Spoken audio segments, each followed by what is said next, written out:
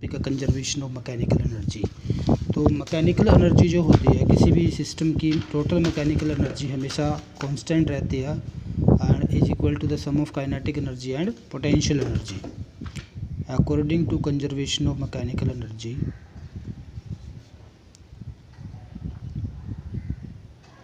Conservation of mechanical energy, total mechanical energy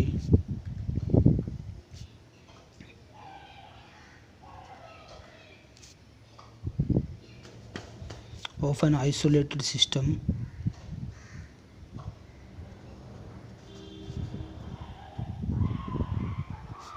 remain constant।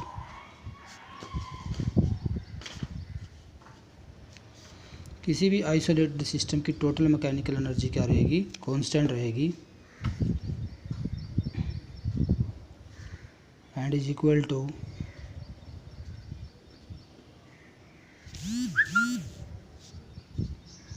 the sum of kinetic energy and potential energy।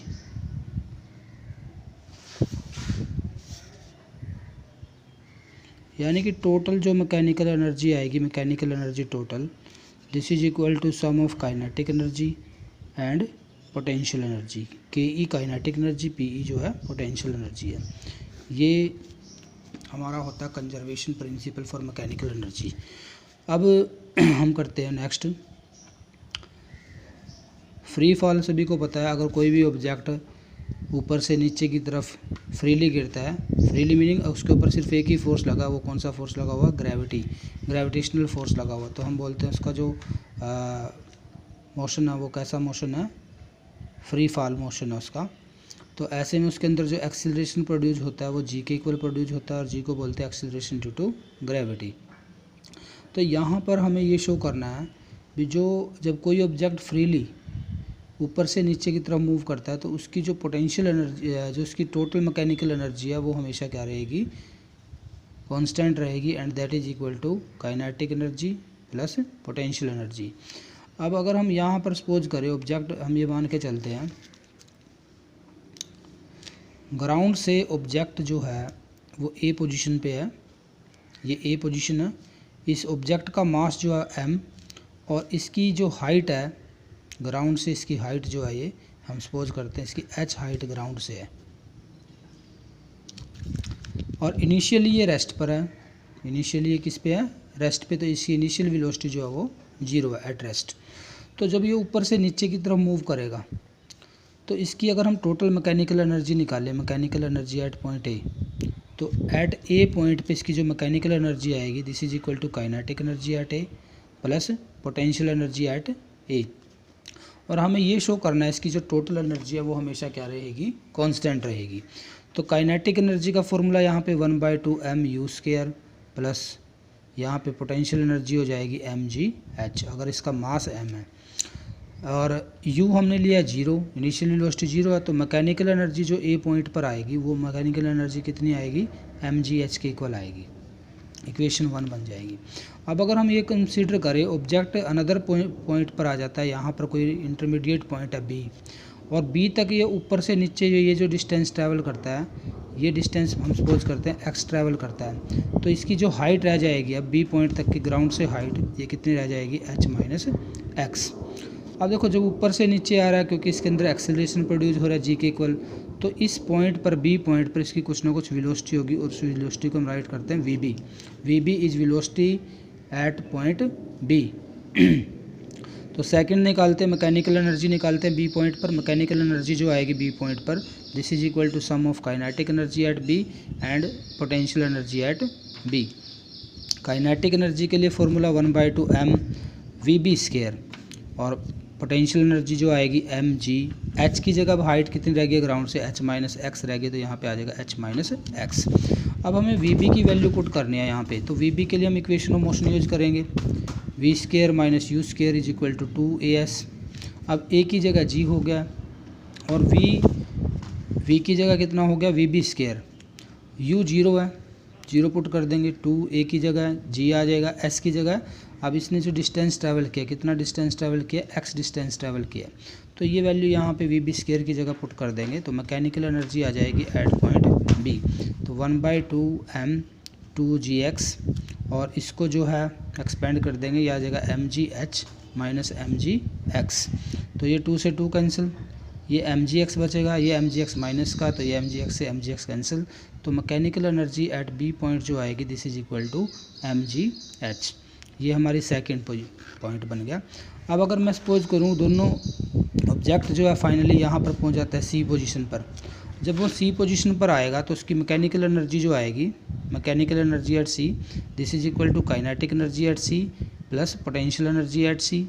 अब देखो potential energy तो zero हो जाएगी क्योंकि height zero हो गया है यहाँ पर, बट काइनेटिक एनर्जी, अब मैं ये सपोज करूँ अगर ये ग्राउंड के साथ, ग्राउंड पर हिट करेगी वेलोसिटी वी सी के साथ, तो इसकी काइनेटिक एनर्जी हो जाएगी 1/2m वी सी स्क्वायर, और मैकेनिकल पोटेंशियल एनर्जी mgh की जगह क्या आ जाएगा, 0। तो ये vc की वैल्यू निकालने, फिर इक्वेशन ऑफ मोशन लगा देंगे, v square minus U square is equal to 2as। अब होगी vc, u था 0, 2 a की जगह आ जाएगा g, और s जो है क्योंकि ऑब्जेक्ट ने अब कितना डिस्टेंस ट्रैवल कर लिया है, हाइट के इक्वल कर लिया, तो यहाँ पर क्या आ जाएगा, h आ जाएगा। तो इसमें पुट कर देंगे वैल्यू, मैकेनिकल एनर्जी आएगी सी पॉइंट पर this is equal to 1/2m, V C की जगह आ जाएगा 2g इंटू एच, 2 से 2 कैंसिल। तो further mechanical energy at C point जो आएगी this is equal to mgh, this is mechanical energy at point C. तो ये हमारी थर्ड इक्वेशन बनेगी। तो मीनिंग अगर हम ड्यूरिंग फ्री फॉल किसी भी पॉइंट के ऊपर टोटल मैकेनिकल एनर्जी को चेक करें, at point A, at point B, at point C, A point पर भी mgh आई है, बी पॉइंट पर भी mgh आई है, और सी पॉइंट पर भी मैकेनिकल एनर्जी जो आई है वो mgh आई है। इसका meaning during free fall mechanical energy जो रहेगी वो कांस्टेंट रहेगी and that is equal to mgh, उसकी पोटेंशियल एनर्जी के इक्वल आएगी। तो ये जो है काइनेटिक एनर्जी और पोटेंशियल एनर्जी के सम के इक्वल आएगी। तो ये था हमारा conservation of mechanical energy during free fall. Next topic हमारा है कंजर्वेटिव फोर्स। दो तरह का फोर्स होता है, कंजर्वेटिव और non conservative, conservative force and non conservative force.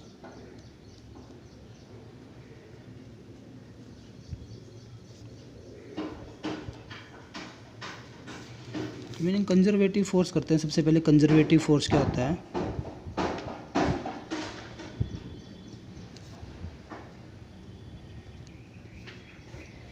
force is said to be conservative force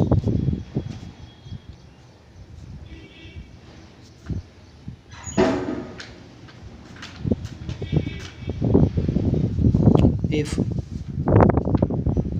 work done by the force depends on initial and final position.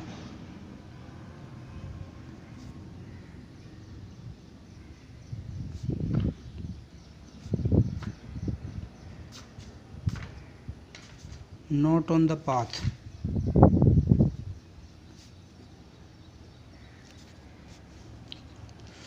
Meaning क्या है, अगर किसी फोर्स से जो वर्क डन आएगा, meaning एक body के ऊपर फोर्स लगाते हैं, फोर्स लगाएंगे तो डिस्प्लेस होगी, और जो वर्क डन आता है अगर वो वर्क डन किस पर डिपेंड करता है, इनिशियल और फाइनल पोजीशन पर डिपेंड करता है, ना कि पाथ पर। पाथ पर डिपेंड ना करके किस पर डिपेंड करता है, इनिशियल और फाइनल पोजीशन पर। तो ऐसे जो वर्क डन होते हैं, सॉरी ऐसे जो फोर्स होते हैं, ऐसे फोर्सेस को बोलते हैं हम कंजर्वेटिव फोर्स। तो जैसे एग्जांपल लेते हैं, हमारा जो ग्रेविटेशनल फोर्स है, ग्रेविटेशनल फोर्स ये किस तरह का फोर्स है, कंजर्वेटिव फोर्स है। ऐसे ही इलेक्ट्रोस्टैटिक फोर्स जो है, इलेक्ट्रोस्टैटिक फोर्स ये भी कैसा है, कंजर्वेटिव फोर्स है। मीनिंग ये कंजर्वेटिव फोर्स का एग्जांपल है। तो कंजर्वेटिव फोर्स वर्क डन अगर किस पे डिपेंड करता है, इनिशियल और फाइनल पोजीशन पे, not on the path फ्लाउड by the body. तो अब यहाँ पर सेकंड टाइप आता है नॉन कंजर्वेटिव फोर्स। एक और बात आप यहाँ पर याद कर सकते हो, अगर हम एक पॉइंट से बी पॉइंट जाते हैं एक रास्ते से, ठीक है, और फिर वापस ए पर आ जाते हैं, पहले कहाँ गए, ए से बी और फिर वापस बी से ए, यानी कि अगर हम वर्क डन निकालते हैं साइक्लिक पाथ पर, तो कंजर्वेटिव फोर्स के लिए, for conservative force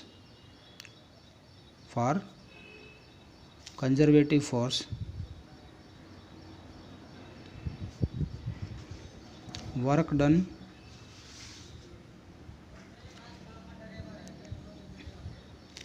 in cyclic path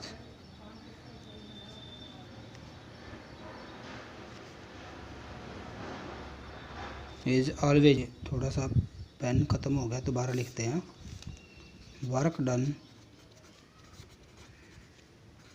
on cyclic path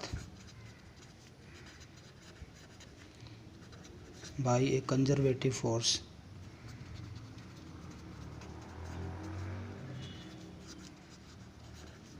is always 0। तो ये बात आपको याद रखनी है, कंजर्वेटिव फोर्स से जो वर्क डन आएगा किसके ऊपर, साइक्लिक पाथ के ऊपर, यानी कि इनिशियल और फाइनल पोजीशन क्या हो गया यहाँ पर, सेम हो गई है। तो ऐसी सिचुएशन में जो टोटल वर्क डन आएगा वो हमेशा क्या रहेगा, 0 रहेगा। सेकंड पॉइंट है नॉन कंजर्वेटिव फोर्स।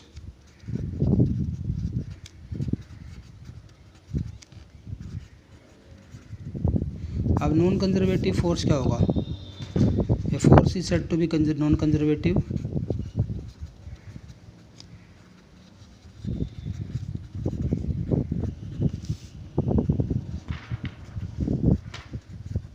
फोर्स को हम नॉन कंजर्वेटिव बोलेंगे कब, if work done by the force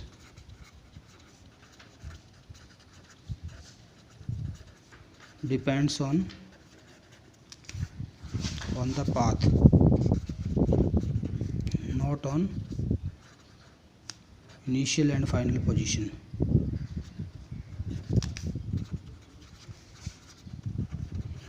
उल्टा हो गया उसका, अगर वर्क डन जो है वो पाथ पर डिपेंड करता है, इनिशियल और फाइनल पोजीशन पर डिपेंड नहीं करता, किस पर डिपेंड करता है, पाथ पर, तो वर्क डन जो आएगा, जो फोर्स आएगा वो फोर्स कैसा होगा, नॉन कंजर्वेटिव फोर्स होगा। तो इसका भी एग्जांपल है जो फ्रिक्शनल फोर्स होता है, फ्रिक्शनल फोर्स जो है वो किसका एग्जांपल है, नॉन कंजर्वेटिव फोर्स का एग्जांपल है। अब यहाँ पर एक और इम्पोर्टेंट चीज़ है, अगर हम साइक्लिक पाथ पर वर्क डन निकालते हैं, कोई ऑब्जेक्ट ए से बी हमने मूव करवाया, ए टू बी, और फिर बी से ए मूव करवाया, ठीक है, work done A to B and B to A.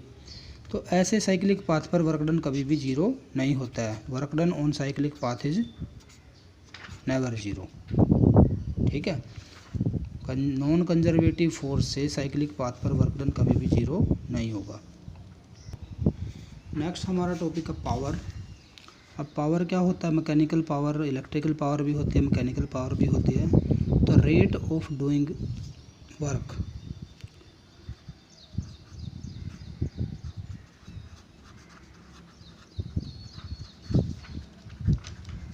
Rate of doing work जो होता है उसको हम क्या बोलते हैं, पावर बोलते हैं, या rate of consuming time, rate of consuming energy.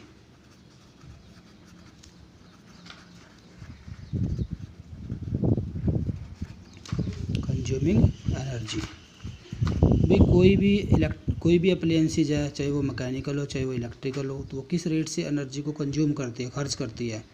तो time rate of consuming energy को भी हम क्या बोलते हैं, consuming energy is known as power. Power का जो फॉर्मूला बनेगा, पी से लिखते हैं पावर को, वर्क डिवाइड बाय टाइम या energy divide by time.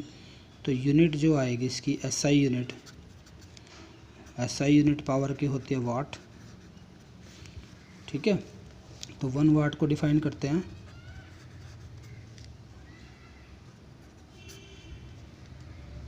One वाट क्या होगी, पावर, किसी भी ऑब्जेक्ट की पावर को 1 वाट का बोलेंगे अगर वो 1 जूल वर्क करती है 1 सेकंड के अंदर, ठीक है। Power of a body is said to be 1 watt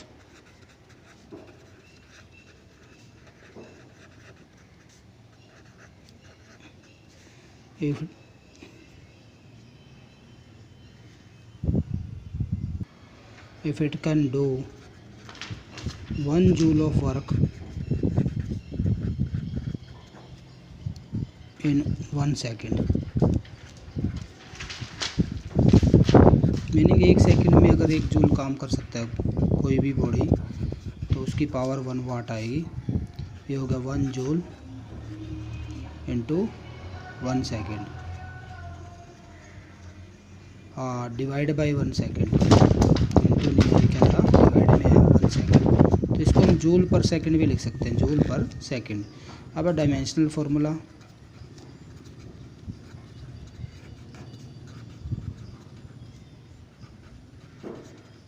dimensional formula क्या आएगा पावर के लिए, वर्क का होता है m की पावर 1, l की पावर 2, t की पावर -2, और टाइम के लिए t की पावर 1 आ जाएगा ये। तो यहाँ से बचेगा m की पावर 1, l की पावर 2 और t की पावर यहाँ -3 हो जाएगा। तो ये इसका डायमेंशनल फार्मूला आ जाएगा पावर के लिए। तो पावर की SI यूनिट वाट हो गया, और भी बड़ी यूनिट्स यूज करते हैं हम, जैसे किलोवाट भी यूज़ करते हैं हम, जो कि 1000 वाट के इक्वल होती है। 10 की पावर 3 वाट लिख सकते हैं इसको, 10⁻³ वाट। ऐसे ही यहाँ पर मेगावाट भी यूज़ करते हैं, मेगावाट MW से लिखते हैं मेगावाट को। तो मेगावाट जो आएगा, तो 1 मेगावाट जो होता है दिस इज इक्वल टू 10 की पावर 6 वाट के इक्वल होता है। और ऐसे ही हमारे पास एक प्रैक्टिकल यूनिट भी होती है, प्रैक्टिकल यूनिट जो होती है हॉर्स पावर। तो 1 HP जो होता है दिस इज इक्वल टू 746 वाट, ये आप याद कर सकते हो। तो ये बड़ी यूनिट, ये प्रैक्टिकल यूनिट हो गई है। तो इस यूनिट का यूज ज़्यादातर जो सबमर्सिबल वगैरह की मोटर्स होती हैं, या जो इलेक्ट्रिकल मोटर होती है, उनकी जो पावर होती है वो हॉर्स पावर में होती है। अभी 1 हॉर्स पावर की मोटर है, इसमें 2 हॉर्स पावर की मोटर है, तो ये 740 वाट के इक्वल होता है एक हॉर्स पावर। तो ये प्रैक्टिकल यूनिट होती है पावर की। तो काइनेटिक एनर्जी और लीनियर मोमेंटम का रिलेशन भी कई बार पेपर में इससे भी रिलेटेड न्यूमेरिकल आ जाते हैं, relation between kinetic energy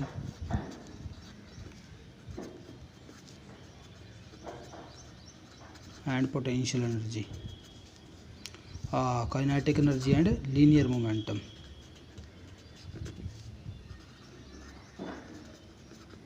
formula हमें पता है काइनेटिक एनर्जी के लिए 1/2 mv² होता है।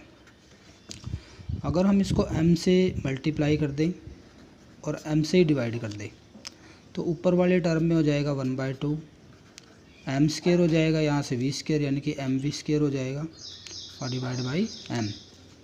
और mv जो होता है this is equal to p, linear momentum के इक्वल होता है। ये पावर नहीं है, ये लीनियर मोमेंटम है p।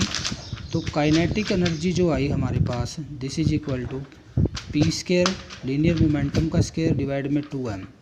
तो ये हमारा फॉर्मूला बनेगा किसके लिए, relation between kinetic energy and linear momentum. या लीनियर मोमेंटम अगर फाइंड आउट करना है then this is equal to 2m into kinetic energy, और इसका क्या हो जाएगा स्क्वायर रूट। तो इनका डायरेक्ट MCQ के अंदर भी क्वेश्चन आ सकता है, इम्पोर्टेंट फार्मूला है। ये कुछ ग्राफ गिवन है काइनेटिक एनर्जी और मास के बीच में, जब लीनियर मोमेंटम जो है उसको हम कांस्टेंट लेते हैं। तो काइनेटिक एनर्जी जो है यहाँ पे इन्वर्सली प्रोपोर्शनल टू मास होती है, तो ग्राफ जो बनेगा वो इस तरह का ग्राफ बनेगा, यानी कि जैसे जैसे मास इंक्रीज करेगा काइनेटिक एनर्जी क्या करेगी, डिक्रीज करेगी, और अकॉर्डिंग टू दिस रिलेशन यानी कि इन्वर्सली डिक्रीज करेगी। अब सेकंड अगर लेते हैं हम लीनियर मोमेंटम का रिलेशन मास के साथ चेक करते हैं और काइनेटिक एनर्जी को रखते हैं कांस्टेंट, तो P जो आएगा this is directly proportional to square root of m आएगा, क्या आएगा, P is directly proportional to square root of m। तो ऐसे में देखो मास को इंक्रीज करने से लीनियर मोमेंटम इंक्रीज तो हो रहा है, लीनियर मोमेंटम क्या हो रहा है, इंक्रीज, लेकिन ये तब केस है अगर काइनेटिक एनर्जी क्या हो, कांस्टेंट हो। बट ये भी जो ग्राफ आएगा हमारा, क्योंकि यहाँ पे स्क्वायर रूट आ गया इसलिए ये स्ट्रेट लाइन लीनियर ग्राफ नहीं आया, तो ये भी हमारा कैसा ग्राफ आएगा, इस तरह से ग्राफ आएगा, कर्व बनेगी ये।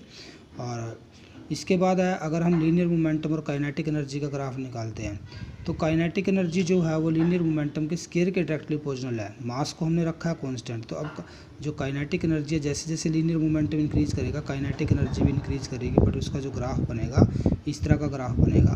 तो ये जो ग्राफ बने हुए हैं ये ग्राफ प्रैक्टिकली है, एक्सपेरिमेंटल बेस्ड ग्राफ है, ठीक है। तो आप ये ग्राफ याद रखेंगे, यहाँ से कौन सा ग्राफ किसके लिए बनेगा।